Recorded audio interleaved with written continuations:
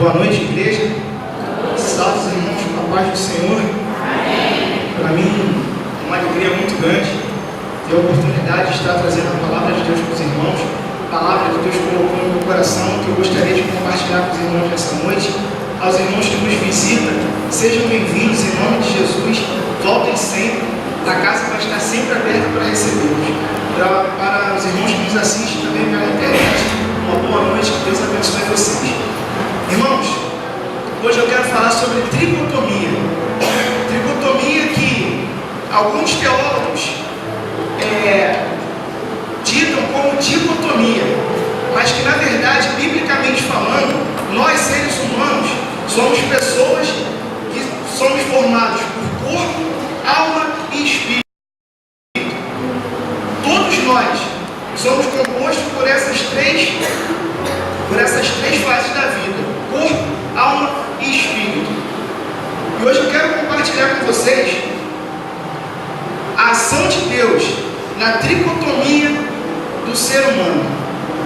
Abram suas Bíblias, por favor, no texto de 2 Reis, no capítulo 5, a partir do versículo 1. Nós vamos estar falando sobre a cura do corpo, a cura da alma e a cura do espírito. Corpo esse que no grego significa soma, que é a nossa parte tangível, a nossa parte visível e temporal.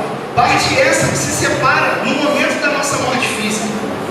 A alma, que significa psique no grego, da onde vem a psicologia, que é a nossa sede das nossas emoções e que precisa do corpo para expressar a nossa vida funcional e a nossa vida racional. E o espírito, que significa no grego pneuma, que é o princípio ativo da nossa vida espiritual, religiosa e imortal. E é ela o elemento de comunicação entre Deus e o homem. Diz assim a palavra do Senhor: Naamã, o comandante do exército da Síria, era muito respeitado e estimado pelo rei de seu país, porque por meio de Naamã, o Senhor Deus tinha dado a vitória ao exército dos sírios. Ele era um soldado valente, mas sofria de uma terrível doença da pele. Num dos seus ataques contra Israel, os sírios haviam levado como prisioneira uma menina israelita, que ficou sendo escrava da mulher de Naamã. Um dia, a menina disse à patroa: eu gostaria que o meu patrão fosse falar com o profeta que mora em Samaria, pois ele o curaria da sua doença. E então Naamã foi falar com o rei e contou o que a menina tinha dito. E o rei ordenou: vá falar com o rei de Israel e entregue esta carta a ele. Então Naamã saiu, levando os 350 quilos de prata e os 70 quilos de ouro e 10 mudas de roupas finas. A carta que ele levava dizia assim: esta carta é para apresentar Naamã, que é meu oficial. Eu quero que você o cure. Versículo 7. Quando o rei de Israel leu a carta, rasgou as suas roupas em sinal de medo e exclamou: como é que o rei da Síria quer que eu cure este homem? Será que ele pensa que sou Deus e que tenho o poder de dar a vida e de tirá-la? Ele está querendo briga. O profeta Eliseu soube do que havia acontecido e mandou dizer ao rei: por que o senhor está tão preocupado? Mande que esse homem venha falar comigo, e eu mostrarei a ele que há um profeta em Israel.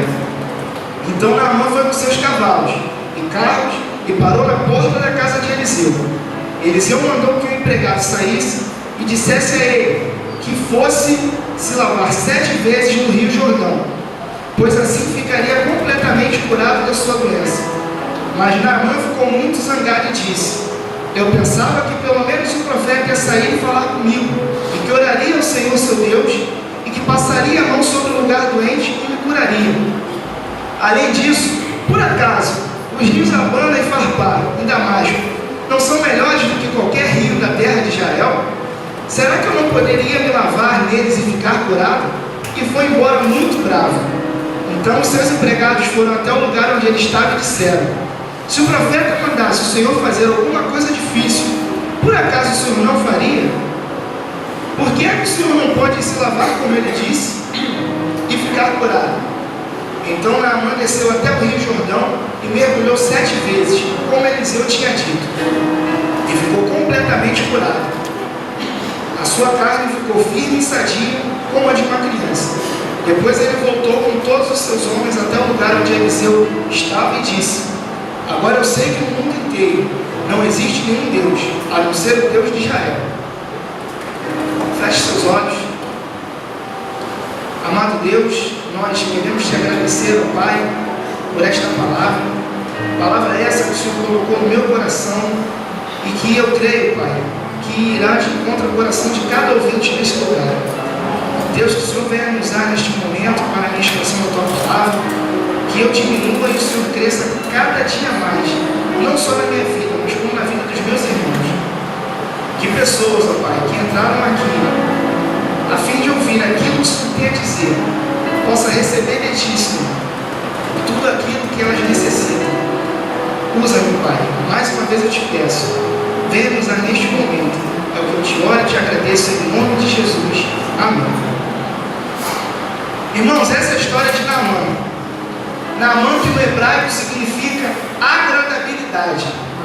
Um homem que era comandante dos exércitos de Ben-Hadad II, um homem que tinha muita moral, muito respeito, mas um homem que tinha um problema o qual ninguém conhecia. Naamã era leproso. Essa história ocorre quando Israel estava vivendo turbulentos períodos de guerra, onde envolvia o reinado de Acasias, aproximadamente no ano de 722 a.C. Era uma época em que ser leproso fazia com que essas pessoas que eram doentes ficassem afastadas das pessoas puras. A lepra era uma doença que, além de ser contagiosa, era também uma doença preconceituosa, porque essas pessoas viviam em cavernas que naquela época eram chamadas de leprosados. E Naamã, devido à sua grande vitória em várias e várias guerras, apesar de ser leproso, não vivia nessa caverna, porque ele era um homem muito respeitado. Mas ainda assim, Naamã possuía um grande erro. Ele era servo do deus Rimon, um deus de Damasco que representava o vento e a chuva. Ele não era ainda servo do Senhor. E nessa noite eu quero compartilhar com vocês 4 verdades sobre a história de Naamã. A primeira delas é que Naamã, ele escondia a sua verdadeira aparência. Eu posso imaginar Naamã na rua, fardado, com várias medalhas e várias condecorações, como um grande e vitorioso general de guerra. Mas na verdade, Naamã escondia sua verdadeira aparência. Porque quando Naamã chegava em casa, creio eu, ele tinha que tirar sua farda. E aí ele mostrava realmente quem ele era. Uma pessoa doente, uma pessoa leprosa, e que com certeza tinha um grande fracasso dentro de casa. Porque como a lepra era contagiosa, creio eu, que Naamã não poderia nem abraçar sua esposa e seus filhos. E talvez hoje, este seja o seu retrato espiritualmente falando. Talvez no seu local de trabalho, na sua escola, você seja uma pessoa muito reconhecida, uma pessoa querida por todos, mas por dentro você tem uma lepra na sua alma, uma lepra a qual você não consegue se libertar, uma lepra que modifica totalmente o seu caráter e a sua integridade quando você está dentro de casa. Mas hoje eu quero te falar, meu irmão, Deus está aqui para te curar e te libertar de qualquer lepra que há na sua alma. Ele era um homem muito reconhecido nas ruas, mas o que adianta você ter o reconhecimento das pessoas e você ser leproso por dentro? O que adianta você ser reconhecido por todo mundo como uma boa pessoa, mas ser um fracasso dentro de casa? De nada adianta, irmãos. E essa era a primeira doença de Naamã, a doença do corpo, a lepra, que naquela época representava o pecado. E que hoje, muitos de nós não conseguimos reconhecer, temos ainda uma lepra na nossa alma, uma lepra a qual nós não conseguimos nos libertar. Uma das características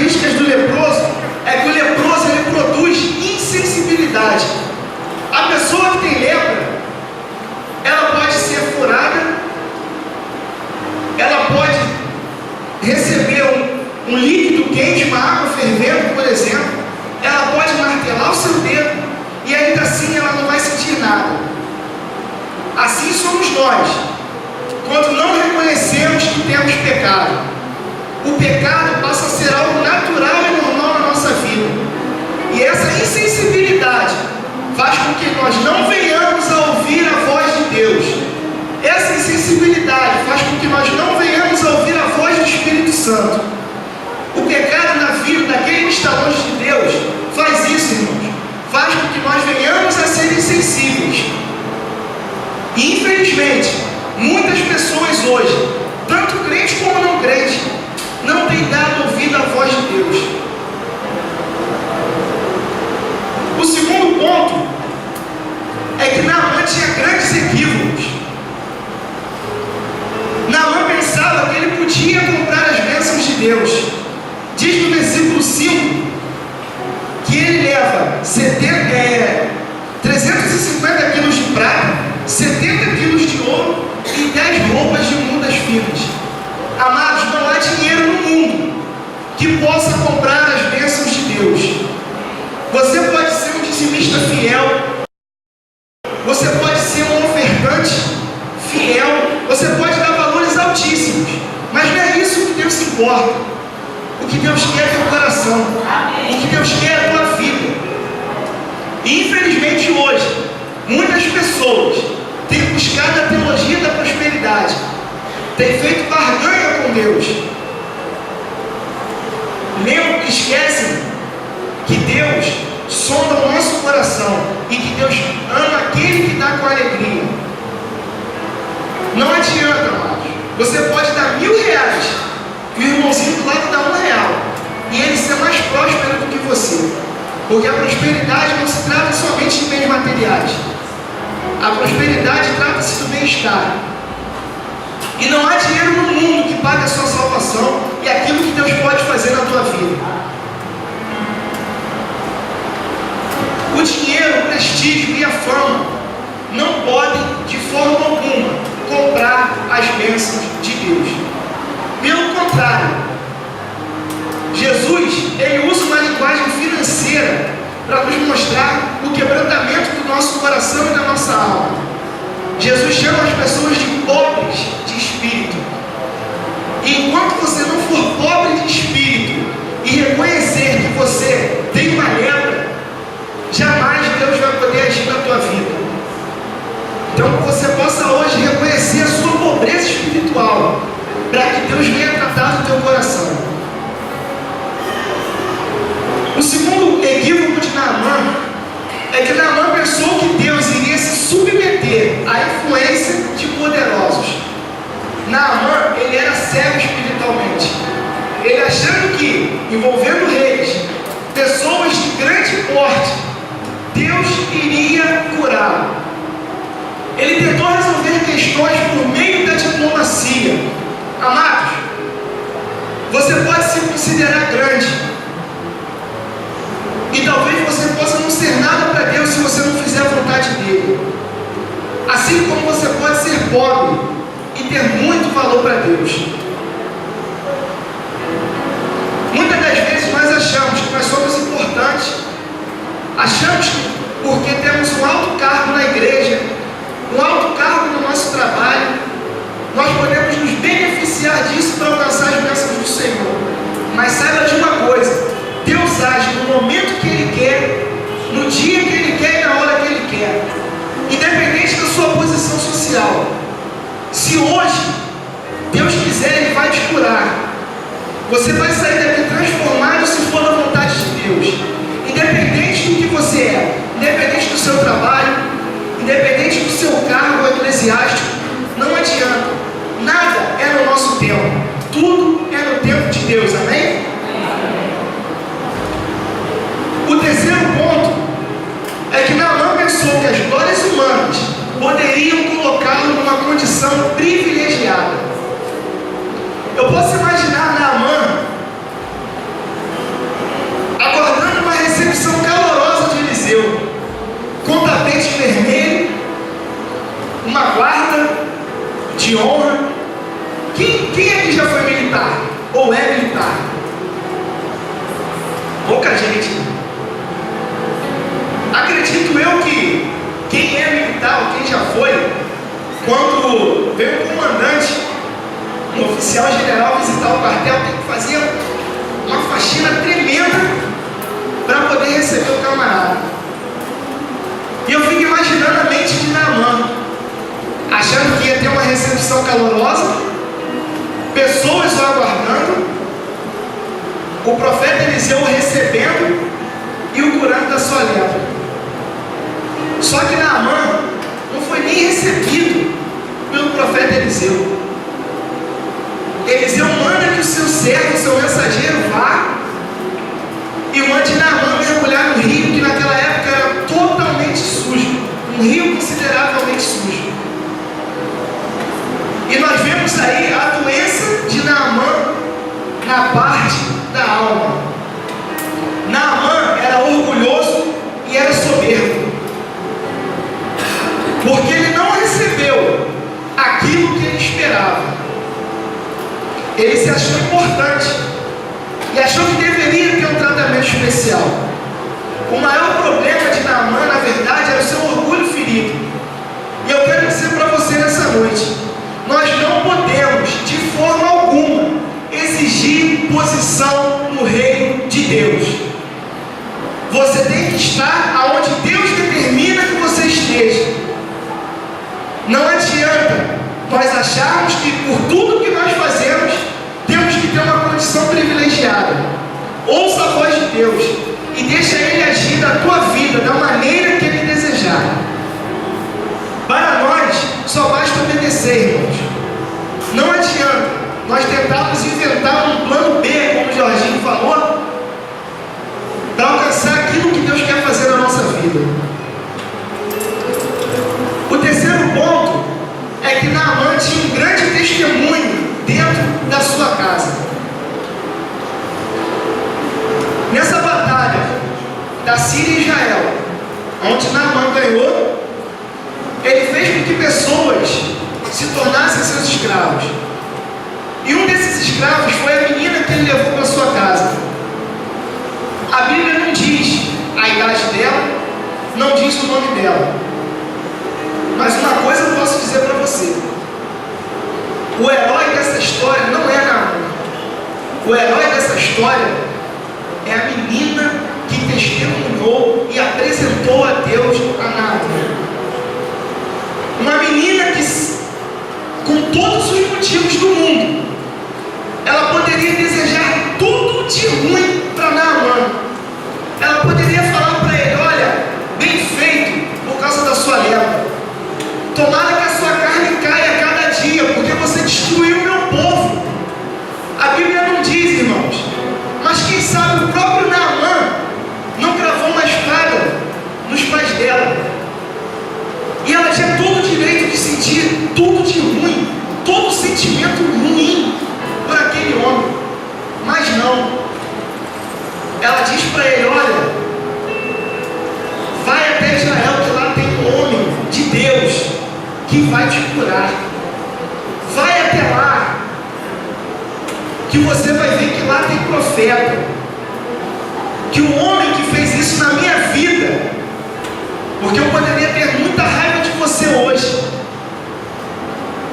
e eu vejo o drama que você está passando na tua família, ao ponto de não poder abraçar sua mãe nem seus filhos. Então vai lá, larga esse Deus de bom e vai servir ao Senhor. Vocês estão entendendo o motivo pelo qual o emocional daquela menina fez com que ela apresentasse a Deus a vida de Naamã? Vocês conseguem perceber como ela poderia desejar tudo de mal para ele? Vocês conseguem entender quantos crentes hoje, por tão pouco, não conseguem testemunhar aquilo que Deus fez na sua vida, no seu local de trabalho, não conseguem testemunhar na sua escola, na sua faculdade, o amor que Deus tem por todos nós? Pessoas que têm lançado palavras de maldição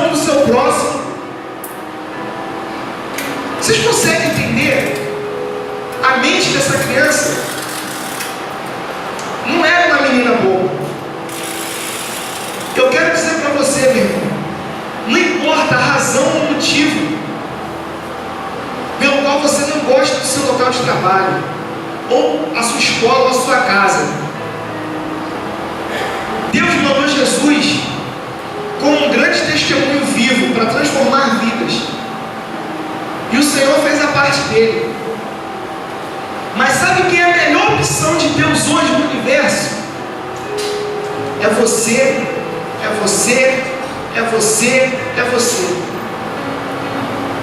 Nós hoje somos as melhores opções de Deus para testemunhar aquilo que Ele fez na nossa vida e aquilo que Ele pode fazer na vida de outras pessoas. Não importa se o seu patrão te persegue, não importa se o seu chefe é chato, se ele pega no seu pé porque você é um servo de Deus, testemunhe.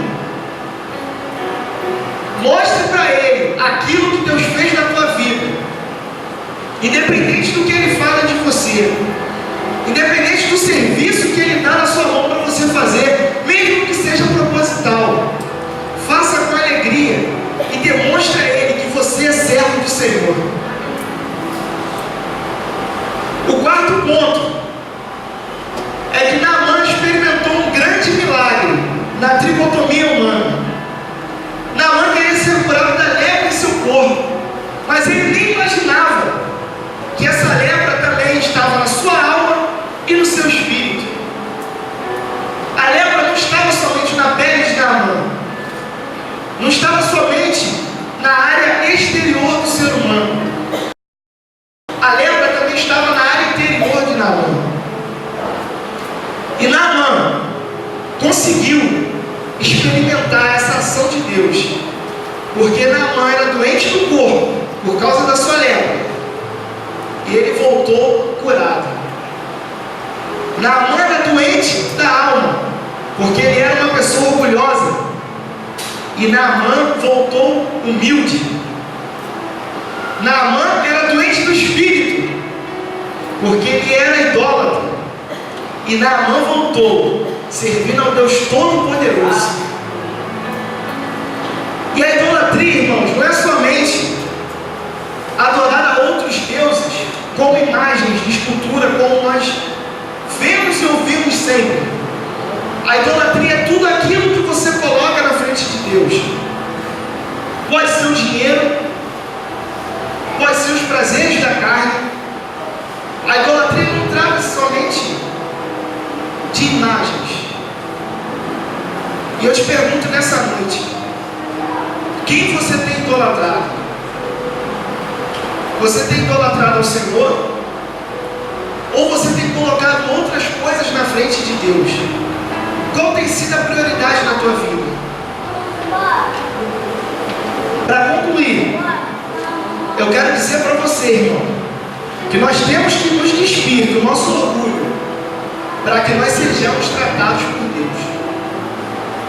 Não adianta nós estarmos aqui todo domingo, toda quarta-feira, frequentando os cultos, se nós não obedecermos ao Senhor nas nossas vidas. De nada vai adiantar. Porque eu quero dizer para você o seguinte, meu irmão: não há possibilidade de cura enquanto o orgulho dominar a tua vida. Muitas das vezes somos orgulhosos. Muitas das vezes transferimos a nossa responsabilidade para outras pessoas e impedimos o agir de Deus nas nossas vidas. Naamã, enquanto não teve o seu orgulho quebrado, ele não conseguiu ser curado. E de uma forma tremenda. Sabe o que Deus fez? Você pode imaginar Naamã, como eu disse anteriormente, fardado, desfilando na rua, todo bonitão, cheio de medalha.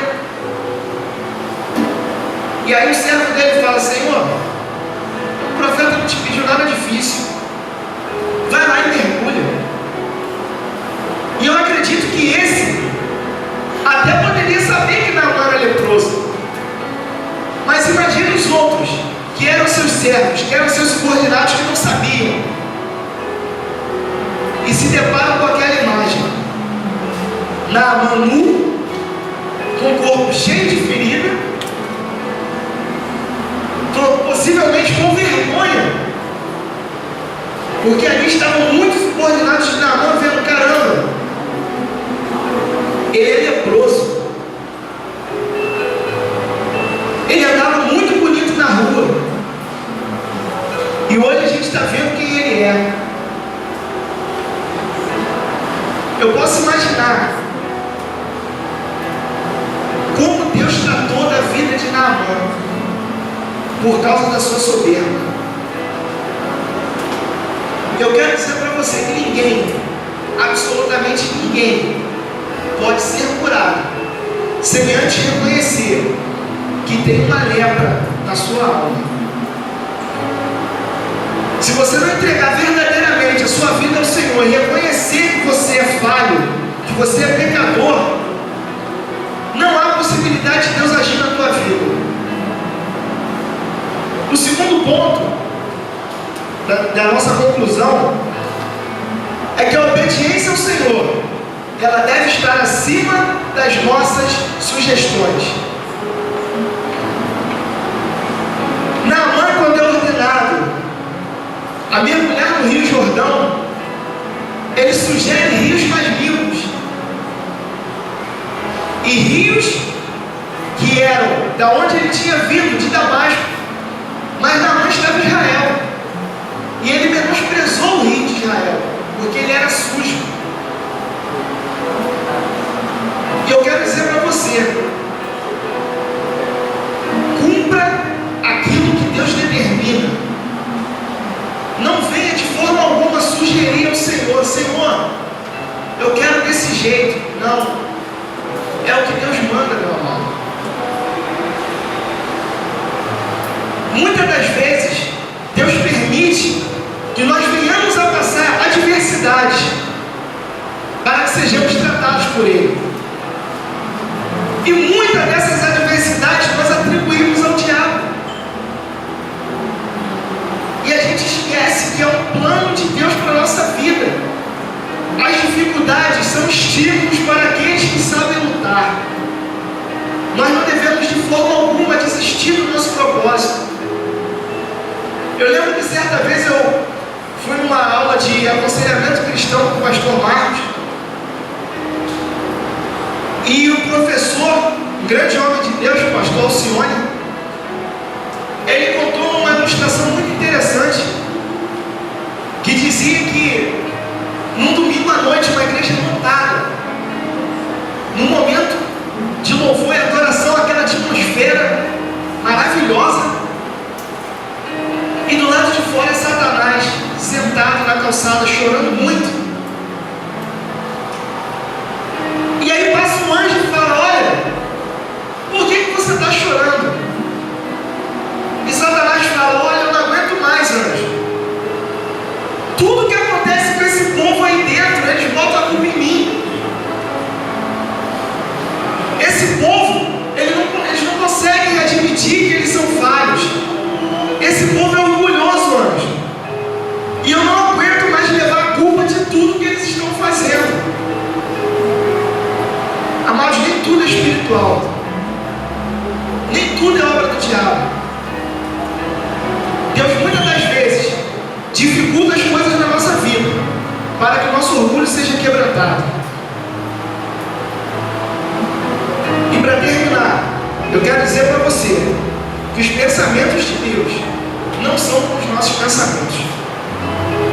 Muitas das vezes nós queremos que Deus nos abençoe da forma como nós imaginamos, uma forma maravilhosa, uma forma, imagino eu.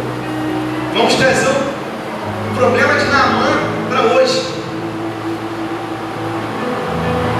O profeta Eliseu manda você mergulhar lá na Três Pontes, e você quer ir lá para o Rio Waterfront mergulhar. Mas não é esse o propósito de Deus para a tua vida. Então, que nós possamos aprender a cada dia que os pensamentos do Senhor são muito diferentes do nosso. O pensamento do Senhor vai muito além do que a gente pode imaginar. O propósito de Deus para a tua vida vai muito além do que você pode imaginar. E as promessas de Deus vão se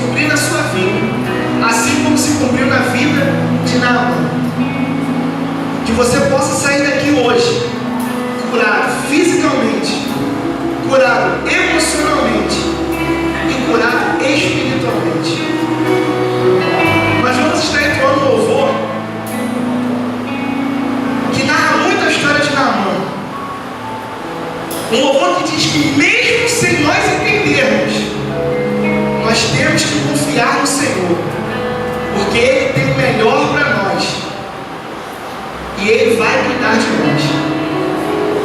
Você possa receber essa mensagem e que Deus te abençoe muito e que você possa realmente sair daqui curado, você possa sair daqui transformado e que você possa meditar nessa música nesse momento.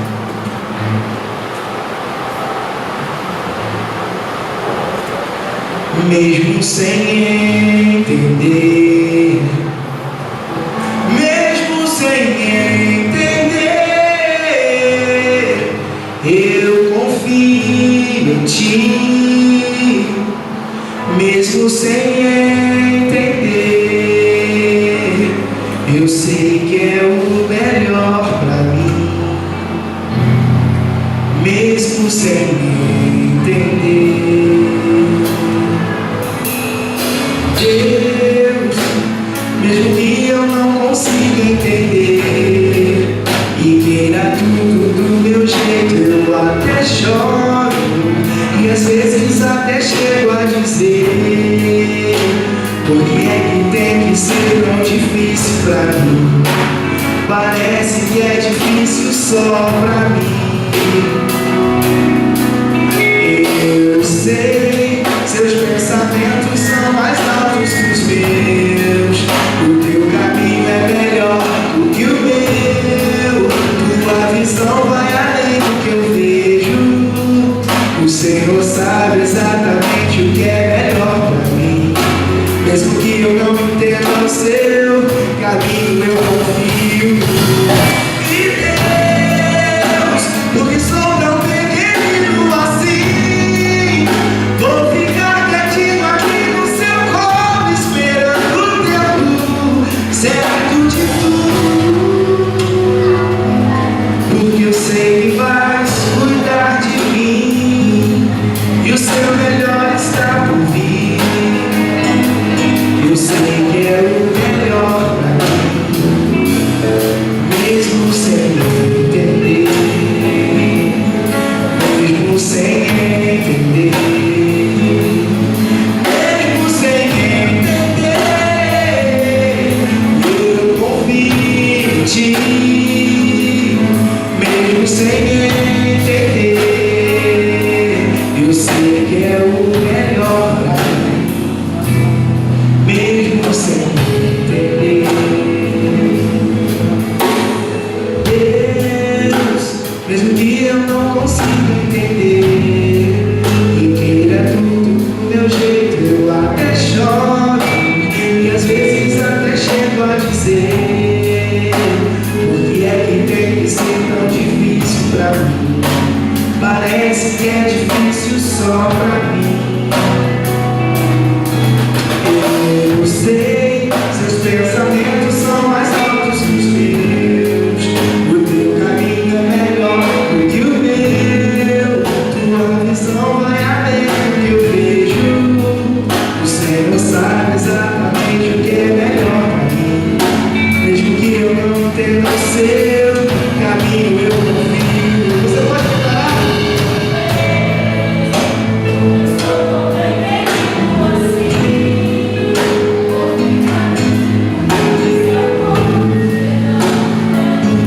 Certo de tudo, Ele vai cuidar de você, não? Ele tem o melhor para a tua vida hoje, mesmo que você não entenda. Deus tem o melhor para a tua vida, mesmo sem entender, eu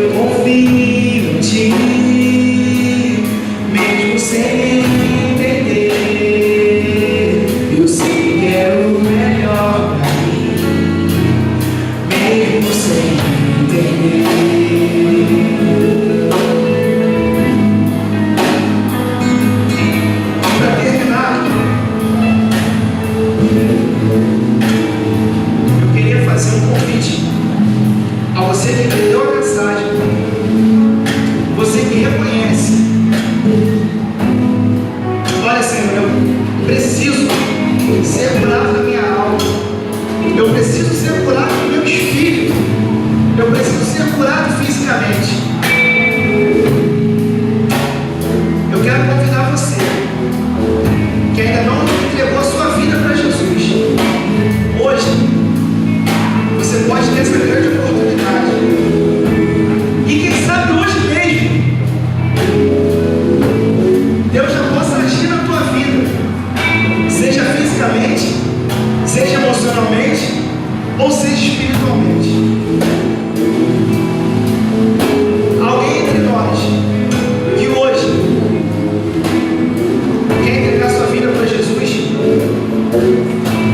faça um sinalzinho com a sua mão e reconheça que Deus quer o melhor para você, mesmo que você não entenda, mas que Deus quer agir na tua vida. Alguém quer entregar sua vida para o Senhor hoje? Alguém? Meu segundo convite é para você que conhece a palavra do Senhor, mas que infelizmente se afastou, deixou que o orgulho te dominasse, mas que hoje reconhece que o Senhor quer quebrantar o teu orgulho e quer você de volta nos braços dele. Existe alguém que estava afastado e quer voltar hoje para os caminhos de Deus? Alguém? Alguém?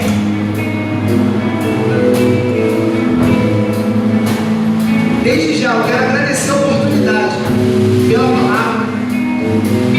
Que Deus nos abençoe rica e abundantemente, e que essa palavra possa ter ido de encontro ao coração de cada irmão. A você, visitante, muito obrigado. Que Deus te abençoe rica e abundantemente.